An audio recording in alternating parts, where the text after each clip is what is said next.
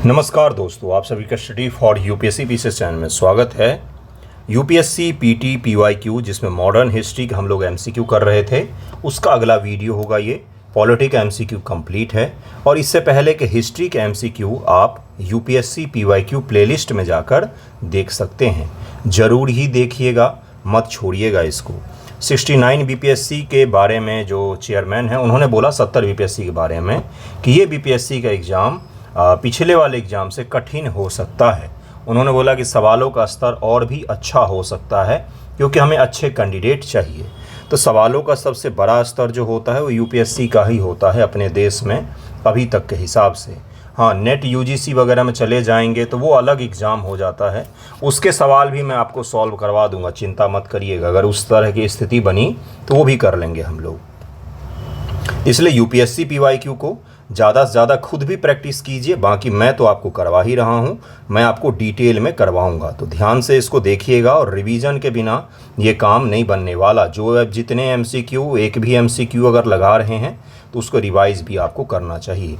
यहाँ तक हमने कर लिया था, उसके आगे के सवालों को हल करेंगे। देखिए अगला सवाल क्या है। लॉर्ड कॉर्नवालिस की भूव्यवस्था प्रणाली लागू होने के बाद कानूनी विवादों के प्रवृत्ति में बढ़ोतरी देखी गई थी। निम्नलिखित प्रावधानों से किस एक को सामान्यतः इसके कारक के रूप में जोड़ा जाता है? ये बोला जा रहा है सवाल कि कॉर्नवालिस जब भू व्यवस्था लेकर आया, उसका नाम क्या था? उसका नाम दिया जाता है जमींदारी व्यवस्था। क्या नाम दिया जाता है? जमींदारी व्यवस्था। इसको अस्थाई बंदोबस्त भी कहा जाता है, अस्थाई बंदोबस्त भी कहा जाता है। इसको सूर्यास्त कानून भी कहा जाता है, सूर्यास्त कानून भी कहा जाता है। ये सब के सब नाम इसी के हैं। 1793 ईस्वी में कॉर्नवालिस इसको लेकर आया था भारत में भू व्यवस्था को सुदृढ़ करने के लिए।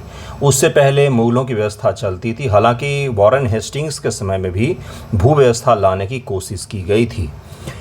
तो इसका आंसर हो जाएगा डी। रैयत की तुलना में जमींदार की स्थिति को अधिक सशक्त बनाना पहला कारण ये था, जिसके कारण से केस बढ़ गए थे, बहुत ज़्यादा विवाद होता था। ईस्ट इंडिया कंपनी को जमींदारों का अधिपति बनाना। भू व्यवस्था जो था, जमींदारी व्यवस्था, उसमें 3 परत थे। पहला था किसान, बिचौलिया था जमींदार, और सबका मालिक था ब्रिटिश जो EIC ईस्ट इंडिया कंपनी थी वो।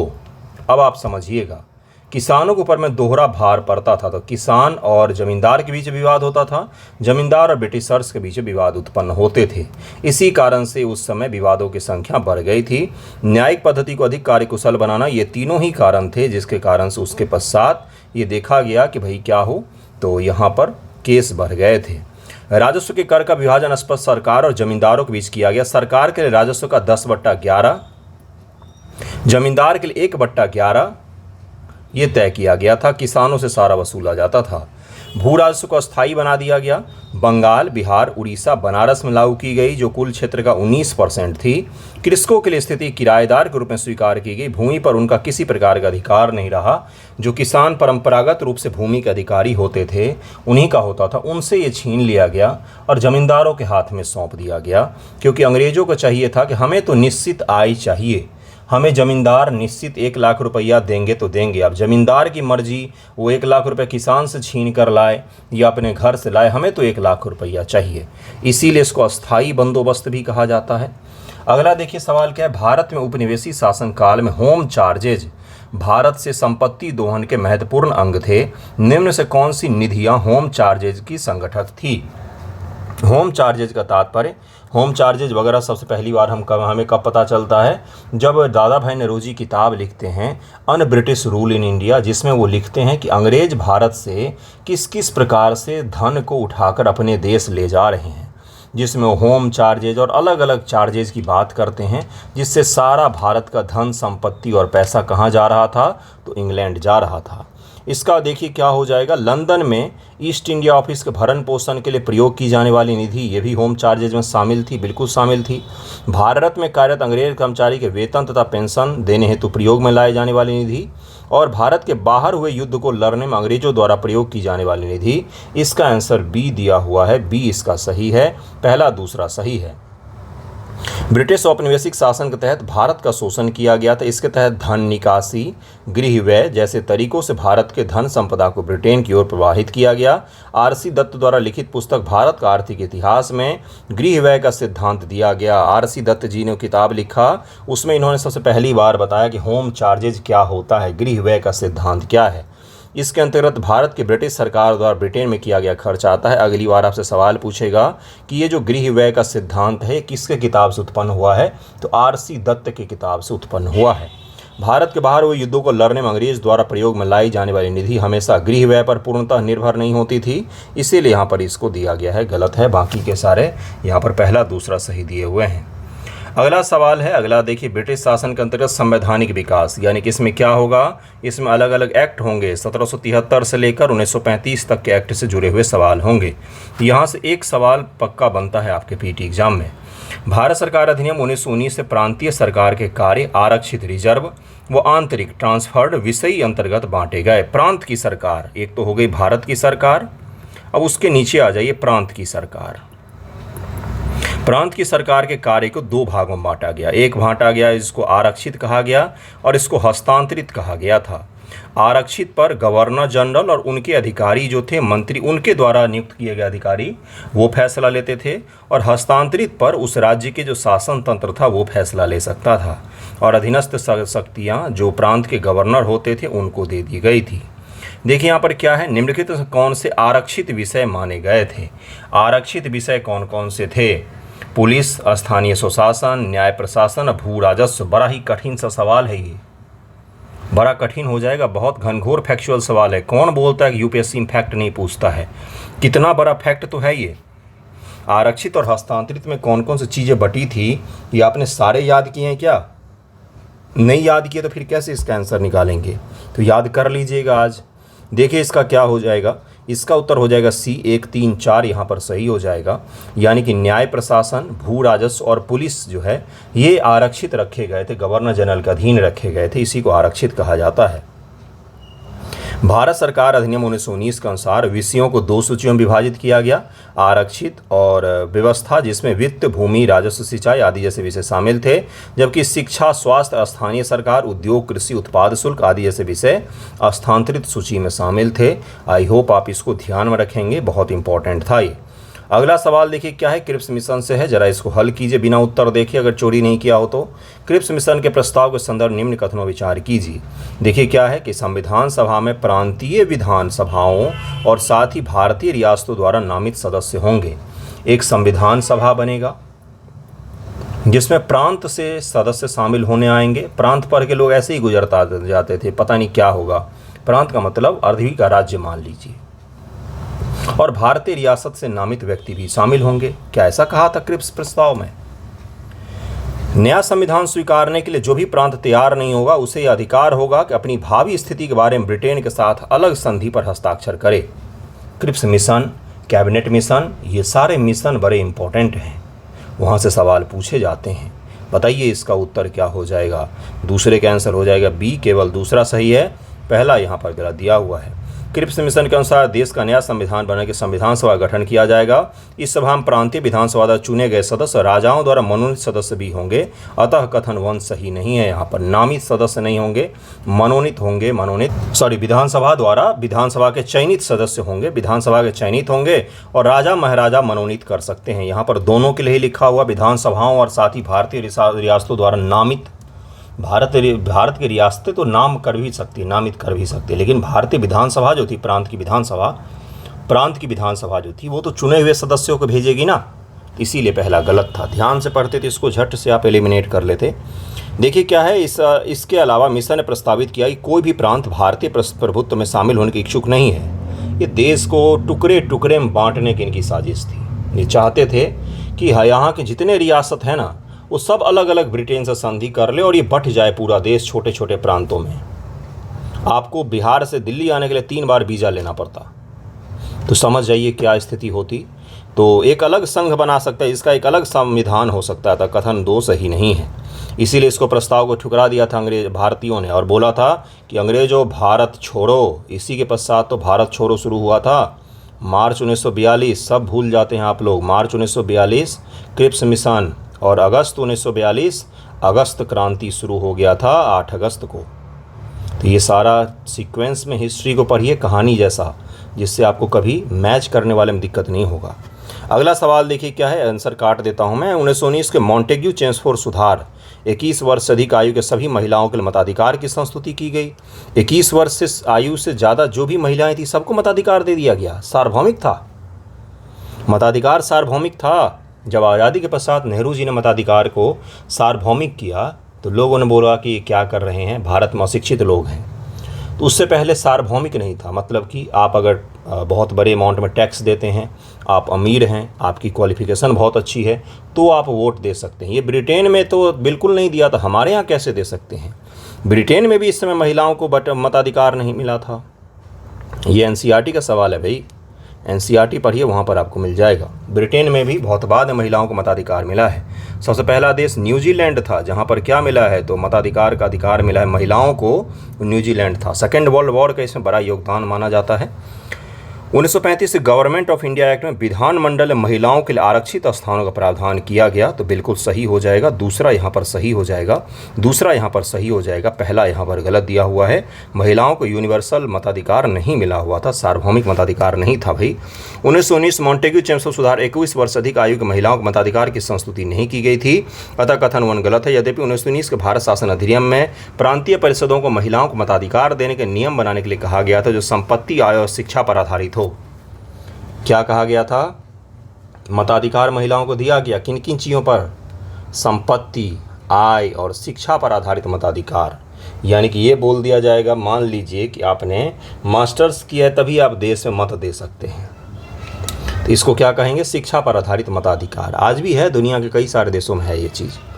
इस आधार पर 1919 में मद्रास शहर, 1920 में त्रावणकोर, झालावाड़, 1921 में बम्बई, मद्रास प्रांत सीमित मात्रा महिलाओं को मताधिकार दिया गया। गोलमेज सम्मेलन में मत देने के लिए महिलाओं की उम्र 21 वर्ष की सिफारिश की गई थी। 1935 के अधिनियम में अधिक महिलाओं को मताधिकार मिला, लेकिन कुल मिलाकर 2.5% महिलाएं थी देश में जो मताधिकार का प्रयोग करती थीं, इसलिए इसको ध्यान में रखिएगा। उनके लिए सांप्रदायिक आधार विधानमंडल में स्थान आरक्षित किया गया था 1935 के अधिनियम के पश्चात से। अगला सवाल है, अगला सवाल, महिला आरक्षण चर्चा में है तो हो सकता है यही पूछ ले आपसे पीटी एग्जामिनेशन में। अगला सवाल है, charter act 1813। Charter act, regulating act, इन सब का क्या तात्पर्य होता है, क्यों नहीं इसको कहा जाता है रेगुलेटिंग एक्ट 1813, क्यों नहीं कहा जाता है, ये आपके लिए छोड़ता हूँ, ज़रा पढ़िएगा, नहीं तो फिर मैं अगले वीडियो में समझाऊंगा। किसी को चार्टर एक्ट, किसी को रेगुलेटिंग एक्ट क्यों कहा जाता है, कोई तो मतलब होगा इसका।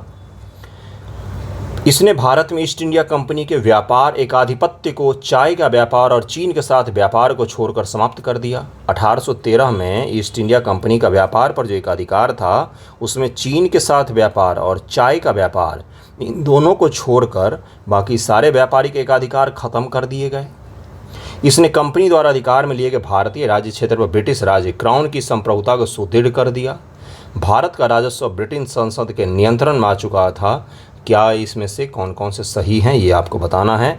इसका उत्तर क्या हो जाएगा, इसका उत्तर हो जाएगा ए, पहला दूसरा यहाँ पर बिल्कुल सही दिया हुआ है, तीसरा यहाँ पर गलत दिया हुआ है, पहला दूसरा सही है। इसमें भारत में एजुकेशन को लेकर पहली बार 1 लाख रुपए का इंतजाम भी किया गया था, और इसी के दौरान जो ईसाई मिशनरी होते हैं उनको परमिशन दिया गया कि आप खुलेआम, उनको सरकारी परमिशन मिल गया कि अब आप क्या कर सकते हैं, खूब अच्छे से इस देश में धर्म प्रचार करके कन्वर्जन कर सकते हैं, ईसाई धर्म में तब्दील करवा सकते हैं यहाँ के निवासियों को। जो भी कंपनियाँ, जो भी ब्रिटेन से या पुर्तगाल से या कहीं से भी कोई औपनिवेशिक शक्ति आई, तो उनका एक प्रमुख उद्देश्य जरूर रहा, वो है धर्म परिवर्तन करवाना। ठीक है। चार्टर एक्ट 1813 द्वारा कंपनी का भारतीय व्यापार पर एकाधिकार समाप्त कर दिया गया। यदि उसने चीन के साथ व्यापार और चाय के व्यापार पर एकाधिकार बना रहा, और ये एकाधिकार 1833 के एक्ट में ख़त्म किया जाता है। चीन और चाय पर भी व्यापार के एकाधिकार को ख़त्म कर दिया गया। इस एक्ट ने कंपनी द्वारा अधिकार में लिए गए राज्य क्षेत्र और ब्रिटिश क्राउन की संप्रभुता सुदृढ़ हो गई। कथन 2(1) और 2 सही है। भारत सरकार अधिनियम 1858 के द्वारा कोर्ट ऑफ डायरेक्टर्स तथा बोर्ड ऑफ कंट्रोल को समाप्त कर उनके अधिकार एक 15 सदस्यीय परिषद को सौंपे गए, जिसके अध्यक्ष को मुख्य सचिव या भारत का राज्य सचिव के नाम से जाना जाता था। गौरतलब है कि 15 सदस्यीय परिषद व भारत के सचिव को वेतन भारतीय राजस्व से दिया जाना तय किया गया, लेकिन इसका संचालन लंदन से होता था।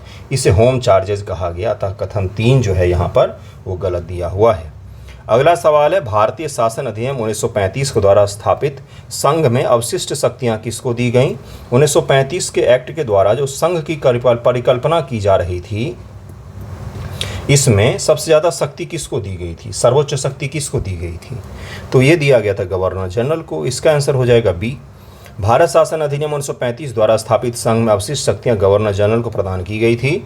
इसका आंसर बी हो जाएगा। 1930-32 में लंदन में 3 गोलमेज सम्मेलन, उसके अलावा और भी कई सारे चीज़ें जो हुई, उन सब के रिपोर्ट के आधार पर 1935 एक्ट को बनाया गया। संघ सूची में 59 विषय, प्रांत सूची में 54 विषय, संवर्ती सूची में 36 विषय शामिल किए गए, लेकिन ये संघ बन नहीं पाया, संघ कभी बन नहीं पाया। अगला सवाल है आपसे, देखिए क्या डायरकी पूछा गया है। द्वैध शासन, द्वैध शासन क्या होता है?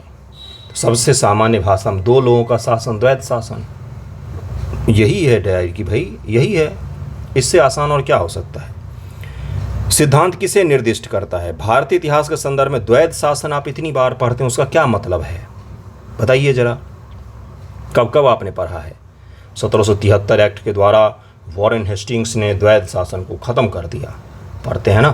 तो कहाँ से भाई, क्या है ये? तो इसका आंसर हो जाएगा डी। प्रांतों को प्रत्याशित विषय का 2 प्रवर्गों में विभाजन, प्रांतों के जो विषय होते हैं उनको 2 भागों में बांटकर फिर उस पर शासन किया जाता है, इसी को द्वैध शासन कहा जाता है। लियोनिन कार्टिस को माना जाता है इसका जन्मदाता, लियोनिन कार्टिस को इसका जन्मदाता माना जाता है। ये पीसीएस पूछ चुका है। द्वैध शासन का सिद्धांत प्रत्येक प्रांतीय सरकार की कार्यकारी शाखा को, कार्यकारी जो शाखा होती है, कार्यपालिका जो होती है, आधिकारिक और लोकप्रिय रूप से जिम्मेदार वर्गों में विभाजन को मान्यता देता है। ब्रिटिश भारत के प्रांतों के लिए द्वैध शासन भारत सरकार अधिनियम 1919 द्वारा प्रारंभ किया गया दोबारा, अतः कथन डी यहाँ पर सही दिया हुआ है। मॉन्टेग्यू चेम्सफोर्ड प्रस्ताव किससे संबंधित है? तो ये किससे संबंधित है भाई? तो संवैधानिक सुधार से संबंधित है। 1919 का अधिनियम ही था। मॉन्टेग्यू भारत सचिव था और चेम्सफोर्ड यहाँ का गवर्नर था, वाइसराय। भारत शासन अधिनियम में मॉन्टेग्यू चेम्सफोर्ड सुधार के नाम जाना था। मॉन्टेग्यू एक साथ उच्च स्तरीय दल स्थिति का जायजा लेने भारत आया। दल के अध्ययन के आधार पर जुलाई 1918 मॉन्टेग्यू चेम्सफोर्ड रिपोर्ट प्रकाशित की गई। आपसे सीक्वेंस में लगाने के लिए पूछ सकता है, ध्यान दीजिएगा। एक्ट आया है 1919 अधिनियम में, लेकिन इसका रिपोर्ट प्रकाशित हुआ 1918 में, ध्यान दीजिए यहाँ पर। यह 1919 के भारत शासन अधिनियम का आधार बनी और इस रिपोर्ट के आधार पर एक्ट का निर्माण किया गया, जिसको भारत शासन अधिनियम 1919 कहा जाता है। इसी का आधार ब्रिटिश संसद 1919 में भारत के औपनिवेशिक प्रशासन के लिए नया विधान बनाया, जो 1921 में क्रियान्वित किया गया। अब इसको लागू कब से किया गया? तो 1921 ईस्वी से लागू किया गया। कई सारी समितियां जो आप पढ़ते हैं ना, जैसे लोक लेखा समिति, प्राकलन समिति, ये सब जो समितियों का जन्म भी यहीं से हुआ है गुरु, इसी एक्ट से हुआ है। और इसी एक्ट से सारे चीज़ों को हमने एक्वायर्ड किया जब भारत का संविधान बना। तो इस एक्ट की कुछ खूबियाँ थी जिसको हमने एक्वायर्ड किया, और जो चीज़ खराबी थी वो तो खराबी थी ही। मॉन्टेग्यू चेम्सफोर्ड प्रस्ताव की विशेषताएं क्या थी? इस अधिनियम में सर्वप्रथम ये पूछा जाता है कि सर्वप्रथम उत्तरदायी शासन शब्द का प्रयोग किस एक्ट में किया गया था? तो 1919 के मॉन्टेग्यू चेम्सफोर्ड सुधार एक्ट में किया गया था। सांप्रदायिक आधार पर निर्वाचन प्रणाली में पहले मुस्लिमों के लिए शुरू किया गया तो 1909 में, अब सिखों के लिए, यूरोपियन व आंग्ल भारतीयों के लिए भी शुरू कर दिया गया। ये भी ध्यान रखिएगा, पूछा जाता है ये। इस अधिनियम के द्वारा प्रांतों में द्वैध शासन पद्धति को लागू किया गया। पहले केंद्र में था, अब प्रांत में भी लागू कर दिया गया।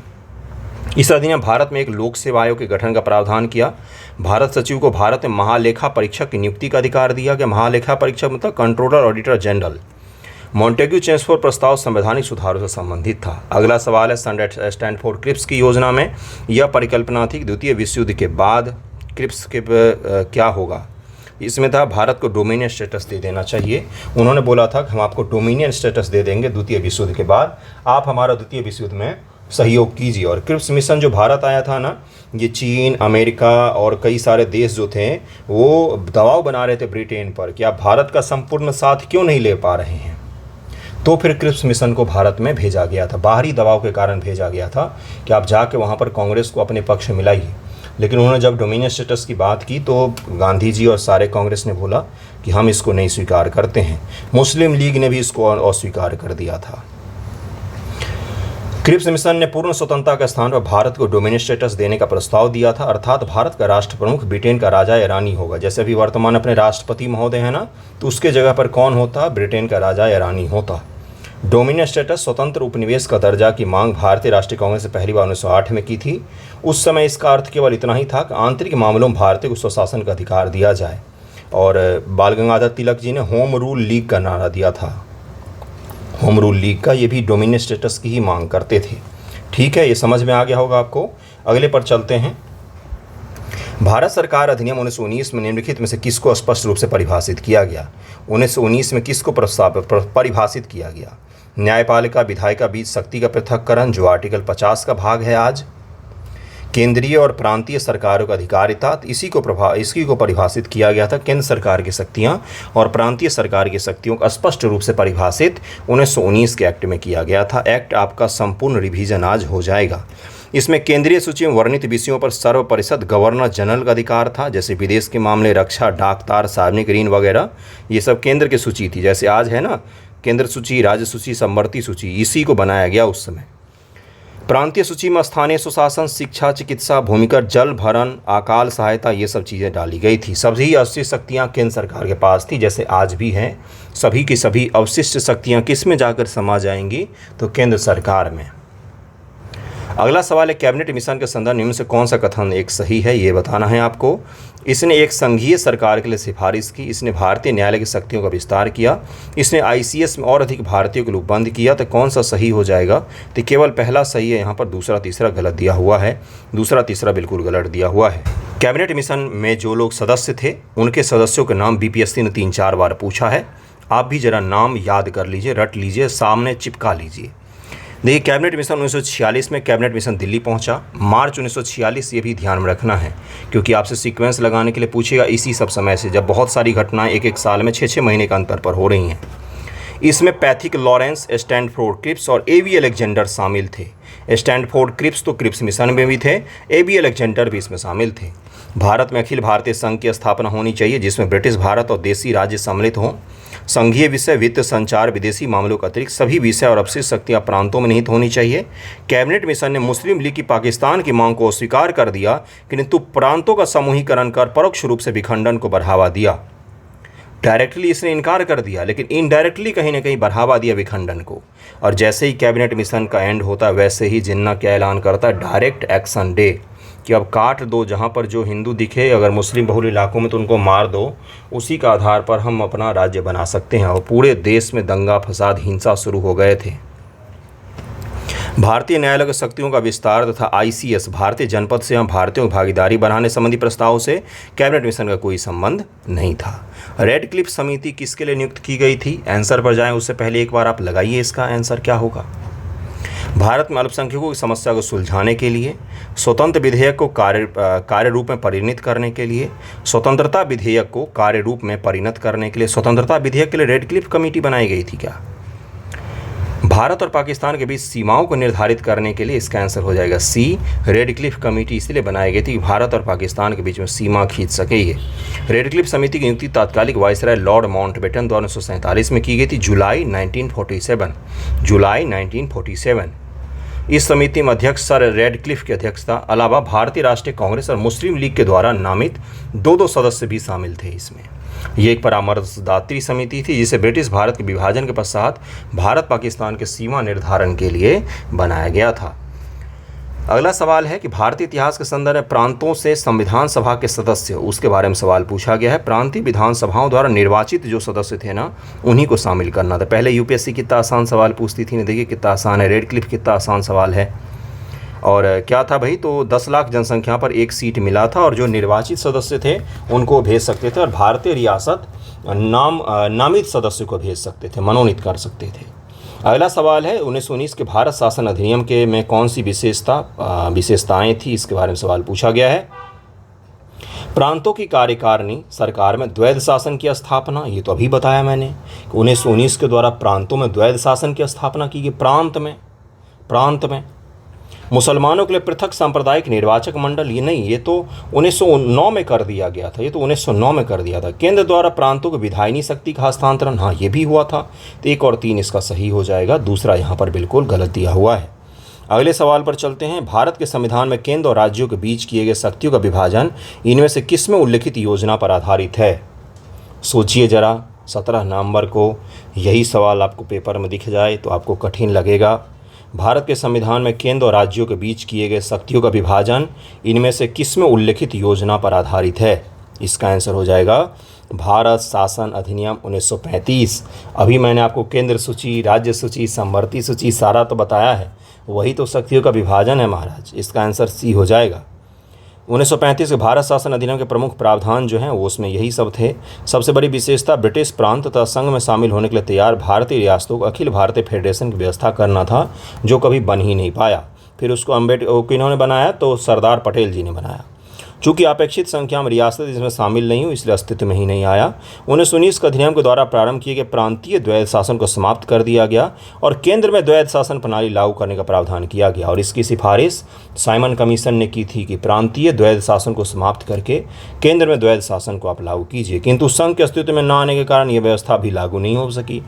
भारत शासन अधिनियम 1858 के द्वारा स्थापित भारत परिषद को समाप्त कर दिया गया। म्यांमार को अलग कर दिया गया, सिंध को बम्बई प्रांत से अलग कर दिया गया, ये सब भी इसमें किया गया। दलितों, जातियों, महिलाओं, मजदूर वर्ग के लिए अलग से निर्वाचन की व्यवस्था भी की गई थी। दलित जातियों के लिए, महिलाओं के लिए, मजदूर वर्ग के लिए अलग निर्वाचन व्यवस्था की गई थी। भारत सरकार अधिनियम 1935 के तहत में केंद्र और राज्य के बीच में शक्तियों का स्पष्ट विभाजन किया गया, जहां पर प्रांत सूची, समवर्ती सूची और संघ सूची का निर्माण किया गया। 1937 में संघीय न्यायालय बनी। वर्तमान जो सुप्रीम कोर्ट है वही संघीय न्यायालय है अपना। संघीय न्यायालय की स्थापना हुई। वर्तमान का सुप्रीम कोर्ट पहले पुरानी वाली संसद भवन की बिल्डिंग में चलती थी। अगला सवाल देखिए क्या है। राष्ट्रीय आंदोलन के राजनीतिक संगठन, भारतीय इतिहास के विविध पहलू। अब यहाँ से सवाल हैं कुछ, जरा इसको देखते हैं, उसके बाद से वीडियो एंड हो जाएगा। 2 ही सवाल हैं और फिर इसके आगे के सवाल को नेक्स्ट वीडियो में करेंगे। निम्नलिखित स्वतंत्रता सेनानियों पर विचार कीजिए। उपयुक्त में से कौन गदर पार्टी से सक्रिय रूप से जुड़ा हुआ था? बरिंद्र कुमार घोष, जोगेश चंद्र चटर्जी, रास बिहारी बोस। तो इसका आंसर हो जाएगा डी, केवल 3 रास बिहारी बोस ही थे जो गदर पार्टी से जुड़े हुए थे। बरिंद्र कुमार घोष बंगाली क्रांतिकारी आंदोलन युगांतर के संस्थापक सदस्य थे, वह गदर पार्टी से नहीं जुड़े हुए थे। जोगेश चंद्र अनुशीलन समिति के सदस्य थे, वह हिंदुस्तान रिपब्लिकन एसोसिएशन के संस्थापक सदस्यों में थे, तो वह गदर पार्टी से जुड़े हुए नहीं थे। रास बिहारी बोस जो थे वो गदर पार्टी से जुड़े हुए थे। गदर पार्टी की स्थापना लाला हरदयाल ने किया था। लाला हरदयाल ने किया था और अमेरिका में किया था, ठीक है, सैन फ्रांसिस्को में किया था। भारतीय इतिहास के संदर्भ में निम्नलिखित कथनों विचार कीजिए। जरा विचार करिए। देखिए क्या है कि डच लोगों ने पूर्वी क्षेत्रों में गजपति शासकों द्वारा प्रदान की गई जमीनों पर अपनी फैक्ट्रियां, गोदाम स्थापित कर ली। गजपति शासक कहाँ पर होते थे? उड़ीसा में होते थे क्या, कि नॉर्थ ईस्ट में, कि दक्षिण भारत में? अल्फांसो द अल्बुकर्क ने बीजापुर सल्तनत से गोवा को छीन लिया। अंग्रेजी ईस्ट इंडिया कंपनी ने मद्रास से विजयनगर साम्राज्य के एक प्रतिनिधि से पट्टे पर ली गई जमीन में एक प्लॉट पर फैक्ट्री स्थापित की थी। बड़ा ही डीप पूछा है। दूसरा और तीसरा इसका सही हो जाएगा, पहला यहाँ पर गलत दिया हुआ है। उड़ीसा में गंग राजवंश के बाद एक और गौरवशाली राजवंश है जिसे सूर्यपति गजपति कहा जाता है।